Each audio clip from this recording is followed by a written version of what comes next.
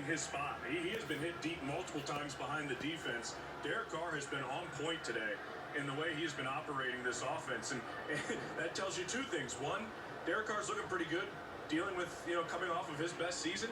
But at the same time, we've been talking about some issues in the secondary. And that could play a part in why we're seeing Derek Carr having a lot of success in this practice as we talk about some of the issues back there. But one guy, I mentioned him earlier, Trevon Moehrig, has been on the field with the ones, with the twos, with the threes. It's almost like, and I'm curious about when young guys need to get snaps, MJD, is